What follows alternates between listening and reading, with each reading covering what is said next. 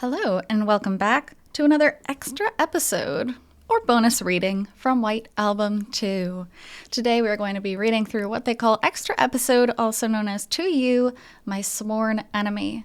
Now, this is a story which was actually included in the PlayStation 3 version of White Album 2. It can be considered kind of an epilogue to Kazusa Normal. Of course, we already ended up getting epilogues for Kazusa True and Setsuna True, so this is kind of like a bonus extension to the story if we were to proceed through Kazusa Normal, which is, of course, known as one of the saddest routes to White Album 2, so hopefully we can tie up a few loose ends here. Let's go ahead and start with the prologue. I looked up at the sky again, the familiar sky. The one I'd been looking at since the age of 20. The sky I had been seeing since the days I'd built up collapsed. Just a little. Good morning! I'm Tomo Yanagihara, and I've been assigned to the news department. I look forward to working with you all. Oh, are you the Miss Hojo I've heard about? Everyone is expecting you to be the star this year. No, that has nothing to do with my work. Here, I'm just a newbie in my first year. I may have a few inadequacies, but I appreciate whatever guidance I may be able to ask for. Right. You don't have to be so nervous. You know, you're more serious than I expected. Thank you. I'm going to give it my best. All in moderation. Here, I'll take you to the department chief. And Tomo, I do want to interrupt here. Tomo's not actually nervous. What's happening here is she's actually using a really polite Japanese in the original version, but the English doesn't really have a way to portray that exactly. So they're just telling her, you don't have to be so serious. You can just be more casual, and that's fine. Keep your outside humble. When your chance arrives, get greedy. That's the first step to glory. So she was clearly doing it on purpose. All right, I'm heading home for today. I'll send you these samples first thing tomorrow morning.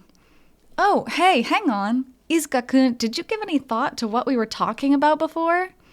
What were we talking about before? Don't play dumb, the thing about the mixer. Oh, right, that. Ever since you took over here, our sales records have skyrocketed.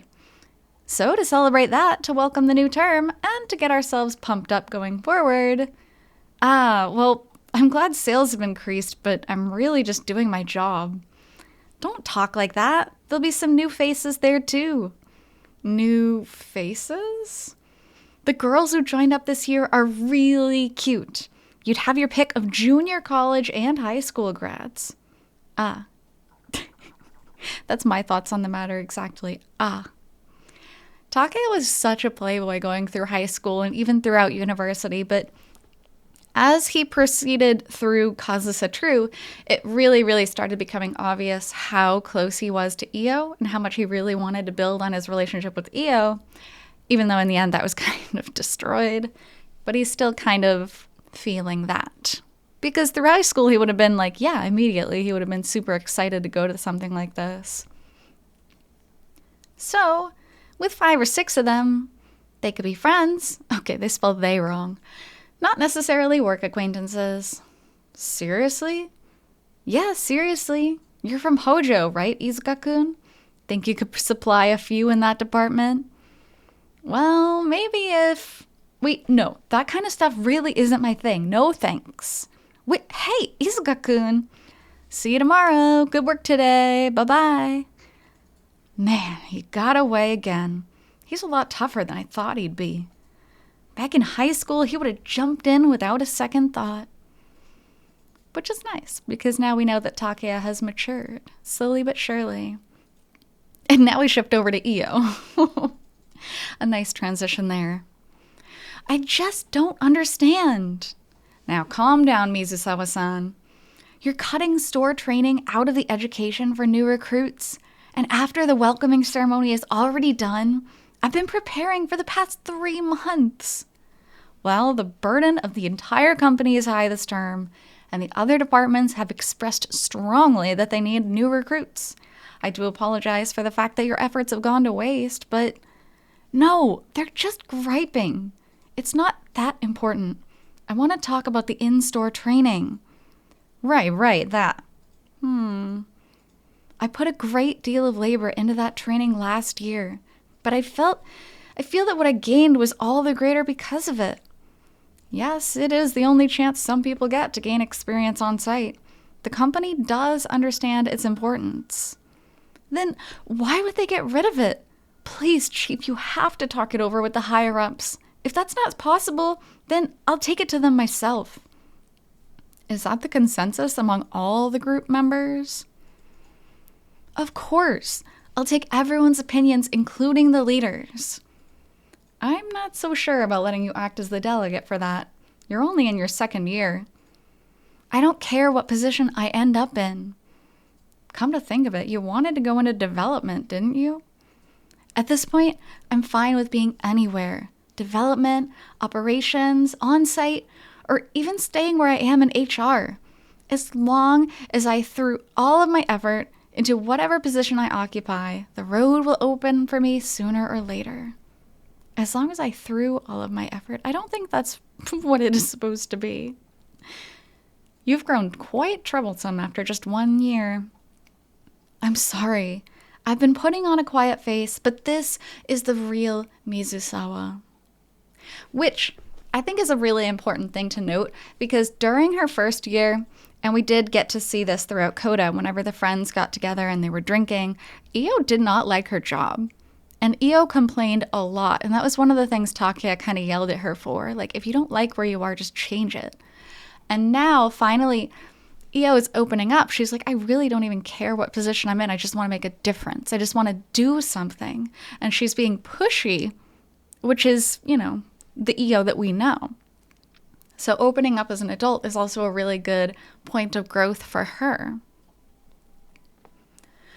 How many more times do I have to tell you this before you understand? I could say the same thing, Hamada-san. I really don't think I'm in the wrong at all where this is concerned. You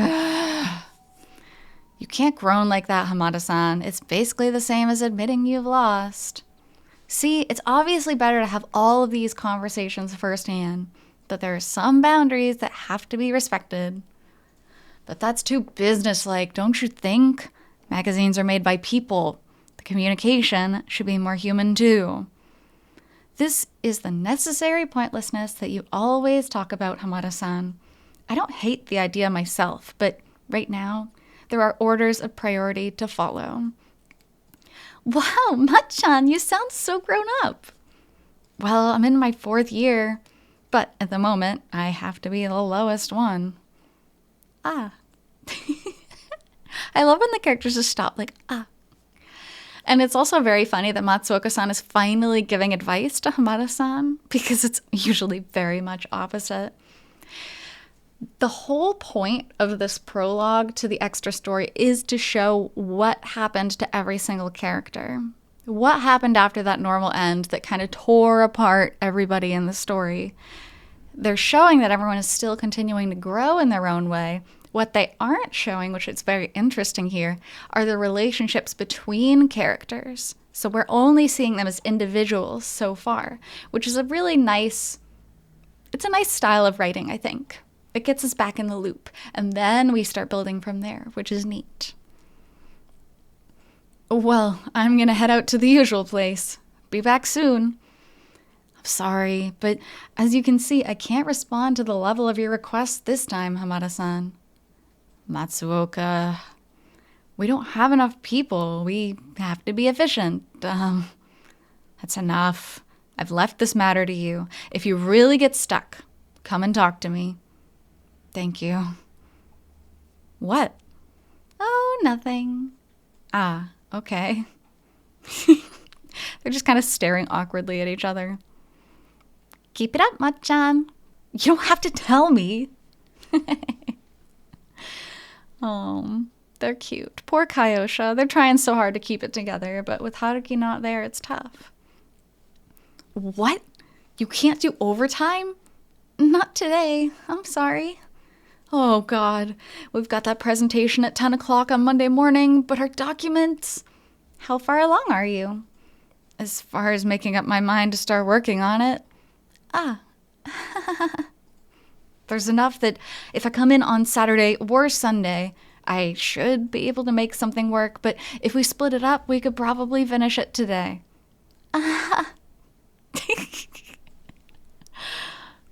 White Album 2. I don't know what it... Like, of course, a lot of Japanese companies are known for overworking employees. Like, it is a trope, unfortunately, a true one. But every single character in this story gets so overworked, and now Setsuna's like, sorry, not gonna do that. Which, thank God, somebody's finally standing up for themselves. You really can't? Not today. Even if I beg? I'm sorry. Your boyfriend? I'm really, really sorry. Damn it. You two and your lovey-dovey couple thing. We made plans to have dinner together. I'm sorry. I bet that's not all. I bet you'll be staying at your boyfriend's place tonight and tomorrow, too. It's only now and then. Once every 2 weeks. Also, that's a really inappropriate thing to say to a coworker, just saying. Yes, I see. The sophisticated strategy of simultaneously bragging to your senpai about your love life and refusing to come in and work on the weekend. Will you send me a mail about what you've been able to do up to this point? I'll come in early on Monday morning to finish it up. It's fine. I promise I'll have it done by 10. That's not what I mean. It's my fault for slacking off in the first place, and I can't throw cold water on you when you're so happy. Again, I'm really sorry. I told you it's fine. I made up my mind to come in over the weekend, so I'm heading home for today. Want to go to the station together? Oh, sure. All right. You better tell me some more about your boyfriend. I want to taunt all the guys here who have their eyes on you. It's nothing that juicy. We've been dating for a while. I can think of 5 guys already who would look like the world was ending just from that fact alone. So Setsuna's still as beautiful and popular as ever. April. The 2nd April since I graduated from college. The 2nd spring since I entered society. A friend burning with hope. In a new place to belong. A friend who never broke the oath that we swore last spring. A friend who finally regained brilliance that had once been lost. And, in that way, we each continued along our own paths. This is the story of that spring, all the way until autumn. From the end of winter to the beginning of the next. Another story from the melting of the snow to the snow's next fall. And this is really important and really poetic because they have survived the winter. And this is significant for more reasons than one. One, symbolically, they've survived the winter that was Haruki's betrayal again. And now they're continuing their relationship and trying to thaw it out and become the spring, enter into their happiness. They've finally gotten over that crossroads. At least in one sense, they have. So, let's continue from there. I'm back. When I opened the front door, darkness and silence welcomed me. Without touching the switch for the wall lamp, I took off my heels and entered the apartment. I followed along the wall, and after opening the door to the bedroom, I finally turned on the night lamp right by the entrance. So this is also interesting because this is the first time we're actually reading things from Setsuna's perspective, using the term I. Because although we've seen things which have happened between only Setsuna and another character, like Setsuna and Tomo talking, they never portrayed it as coming from her point of view. They never portrayed her thoughts and things like that coming from her. So it's interesting that they decide to do so here. My senior at work today caught me just as I was leaving. For a moment there, I wasn't sure whether I would make it home today. Within the dimly lit room, I felt almost no sign of any human occupant. There was just one little bit of proof that he lived there. The clothes and underwear scattered over the floor. That's terrible. Anyone who knew him well might be shocked by the disastrous state of this room. Well, to a somewhat lazy person, though, it wouldn't seem like an unusual sight at all. Sorry, this might get a bit loud. I gathered up the clothes, threw them in the washing machine, added detergent, and switched it on. Do you have anything else to wash? Are you all right with what you're wearing now? I turned my eyes to the bed, where the covers swelled up in the shape of the person beneath them. And his head, jutting out from the covers, gave just the smallest nod. Did you manage to sleep today? No response this time. Did you take your medicine? Another tiny movement. Do you think you can eat something? Once again, his head moved, but in a different direction from before. I'll make you something that will keep for a bit then. I'll make it all in advance, and you can just nuke it whenever you're hungry. Setsuna would not say the word nuke. She absolutely would not. That is some weird English slang. Oh, that's so odd. I don't know. I just 1,000% cannot imagine her using the word nuke. I know what she means, throw it in the microwave, but it's just odd. I turned on the kitchen light, brightening the apartment by one more step. Then I opened my shopping tote and started setting out ingredients. Ah, I said nuke it again. I still can't drop that phrase. It's so cute. Because in Japanese, the phrase is a little bit more cutesy, saying the word nuke, and that's supposed to be like why it's so funny, because Setsuna takes after her mom in using like cutesy, childish Japanese, and she's done that with a number of different terms throughout the series. But in English, nuke it just sounds weird. This was our weekend. For him, for Haruki-kun, it was no different from any other day. Just one day out of the 365 in the year. But for me, it was the beginning of a period of supreme bliss. The end of February. The curtain fell on Kazusa's concert to legendary success, and so it fell on her days in Japan too. And on that day, I left him. When Haruki-kun confessed everything to me, the truth about him and Kazusa, his feelings, his love, I wasn't able to forgive him. And for the next week, for 7 days, I fled from the world around me. Poor girl. I cried with the same regret as 5 years before, screamed at my defeat, even more complete than 5 years before, and I experienced feelings even stronger than 5 years before. I returned to this apartment once more. Honestly, not surprised, because yes, that would have hurt 5 years ago. That would have been horrible. That could have given you a complex. It could have given you trauma in some ways. But now being an adult and going through everything that they had gone through together, their relationship is stronger than ever. And so losing it at that point is even more detrimental to her mental health. I mean, that was awful. Today's stew is pretty good, if I do say so myself. I had 3 helpings. When I set foot in this apartment again, Haruki-kun had fled the world, just as I had days before. He was still in that state, even now. Though, it's sitting a little bit heavy now. I'll take some stomach medicine later. Fortunately, Kaio had protected Haruki-kun. That's insane to me, though.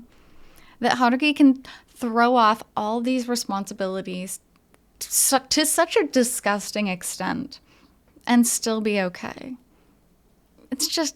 That just goes to show how much his coworkers had valued him and how valuable an employee he had become before he threw everything away. Through an interview with Occupational Safety and Health, they acknowledged that part of the cause might be pressure from excessive work responsibilities and treated him as though he were on temporary leave. Come to think of it, it's almost time for March's new release. I'd forgotten this month because Tomo didn't say anything to me. Right now, he only went out once a week, to visit a doctor of psychosomatic medicine. The rest of his days were spent here, in his apartment. You know, she finally got what she always wanted and joined the news department. I wonder how she made it happen this time. Right now, he spent alternate weeks unable to get up and unable to sleep. Now listen, I know I am super harsh on Haruki, and I'm sorry for that. Kind of. Like a small percentage of me is sorry about that. But really, like, he goes and cheats on Setsuna so much, and then is like, by the way, I was in love with Kazusa, and I did all this stuff with Kazusa. Told her this in public, right? And then she leaves him for a week, and now he's like catatonic. Are you kidding me? If anyone should be as upset, this should be Setsuna. It should be Setsuna, unable to move, unable to get out of bed, horrid depression. It bothers me. Now he's being babied. Oh, let me do your laundry. Oh, let me cook for you. I'm not saying Setsuna is smart either. This is dumb of her too. Somebody cheats on you and then you just want to like baby them. That's also very dumb. But come on. Oh, and Takeya-kun and Io were talking about maybe wanting to drop by here sometime soon. When he couldn't get up, I didn't force him. After all, he never slept when we were in college. If I thought of it as him finally regaining the hours of sleep he lost back then, I saw no problem at all. I told them that they don't need to worry that much. You'll feel better soon, and then we can get together every month. Which is also important because Takeya and Io and Haruki are not on amazing terms right now. Everything's just weird right now between everybody. So them wanting to come visit Haruki is a good sign. When he entered periods where he couldn't sleep, I didn't say anything either. I knew how badly he wanted to sleep. I knew he was suffering from being left behind in the real world. I knew he was trying desperately to forget about everything and depart for the world of dreams. I'm getting sleepy. I guess I did eat too much. And I didn't have the right or the courage to know what and who waited in that other world. I mean, unfortunately, she absolutely knows who is in that other world. Setsuna. You don't have to come here anymore. That was the first thing Haruki-kun had said to me today. I'm fine. Words that he mustered up with great effort for my sake. For my sake. Setsuna gives him the benefit of the doubt in the worst situations, and it is frustrating to say the least. I'm going to be with my current self for the rest of my life. I'm ready for that. I was happy. But I can't drag you into a frozen life like that. Yes, we can talk about that later. Don't run away from this, Setsuna, please. Listen seriously. I'm not joking, and I'm not running away. I would never run away. From his hand, from his cheek, I could tell he was shivering.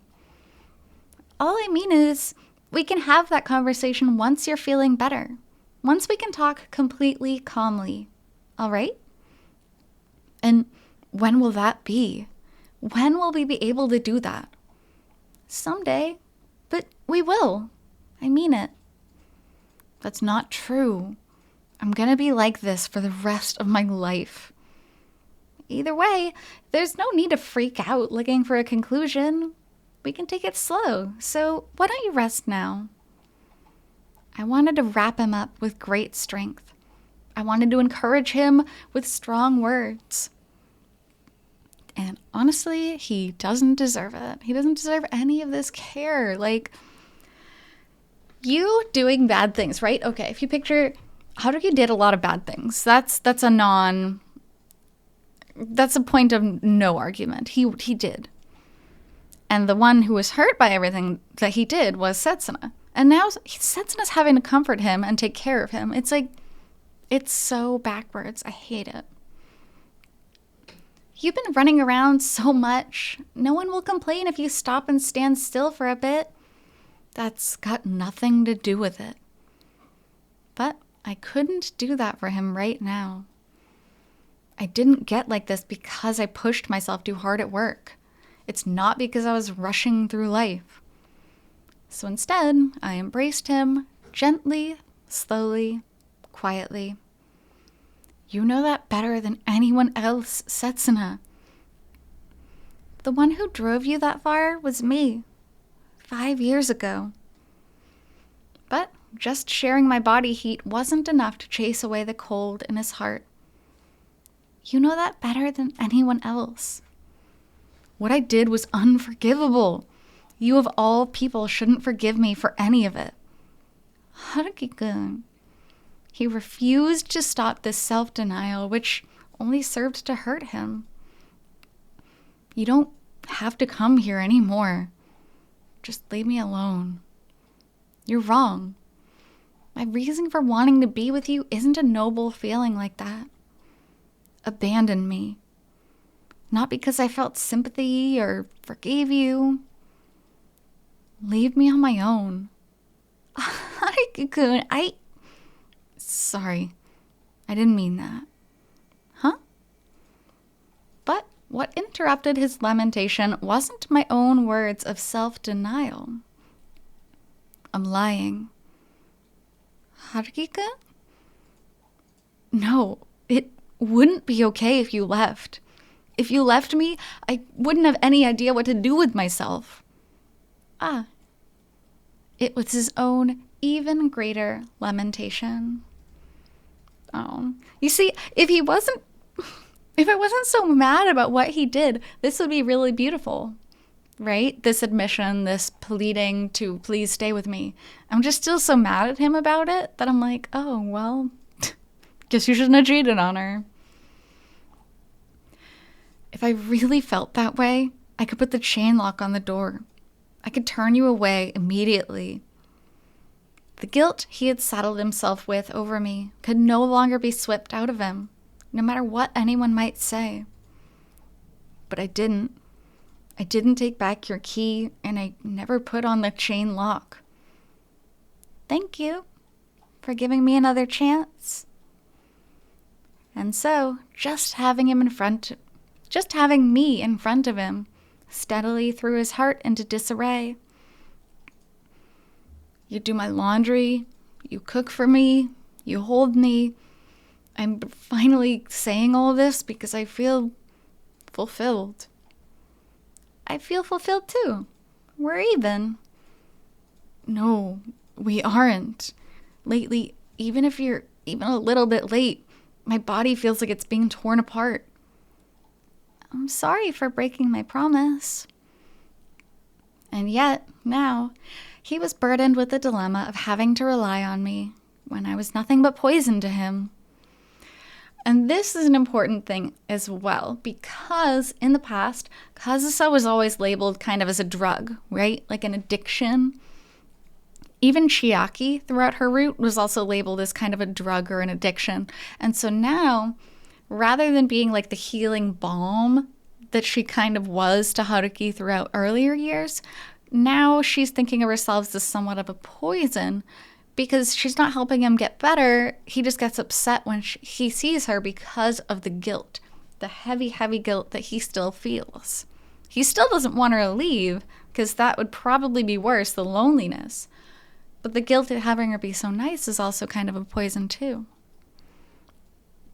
I was so anxious, wondering whether you would never come again, wondering whether you would abandon me, that I almost lost my mind.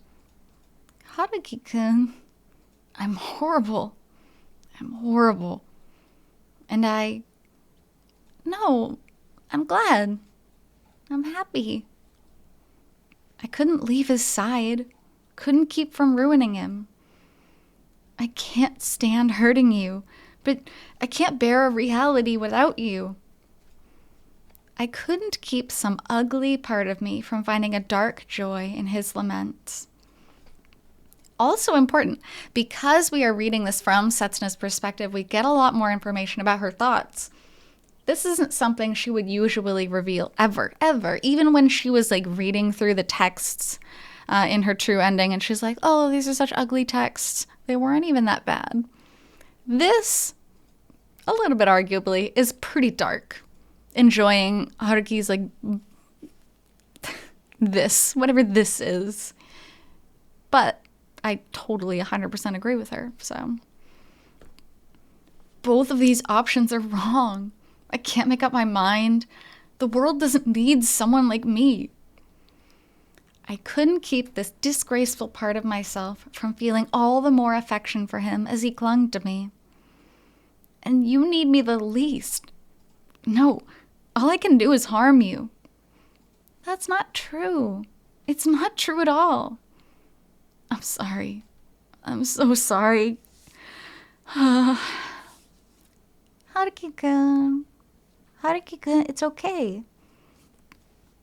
Not just because I saved him, but because I wanted to satisfy my own desires. Setsuna. I'm not going to leave you. I'll make you feel better. I promise. Because I didn't want to let anyone deny the 2 years that were left to me, only through a win by default. I faced the brightening sky and stretched. It was almost 10 o'clock. He had cried all through the night until he finally wore himself out.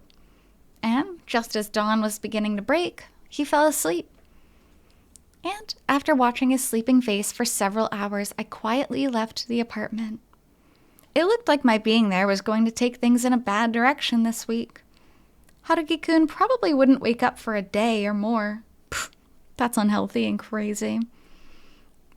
And when he did wake up, he would probably be a bit calmer than he had been just before.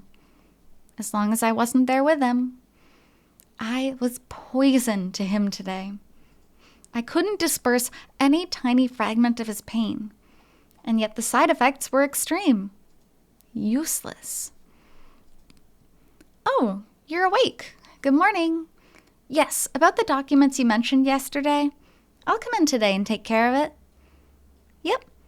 He and I got into a big fight last night, actually. Oh, Setsuna. It's not good to lie. I mean, okay. No, it isn't the truth. It is a lie. No matter how you look at it, it is a lie. But the fact that Haruki is like staying up and cannot sleep for days on end, and then he finally cries the entire night and then falls asleep for more than a day, that's super unhealthy. And so right off the bat, right in the prologue, we see just how bad things are for Haruki and just how desperate Setsuna is to fix it. Which, you know, this isn't our first rodeo. This isn't the first time we're going through this. But there we are. We're finished the prologue. So thank you so much for being here with me on one of the White Album 2 after stories. And I'll be back with the next episode of this one shortly. And until then, hope you take care. See you.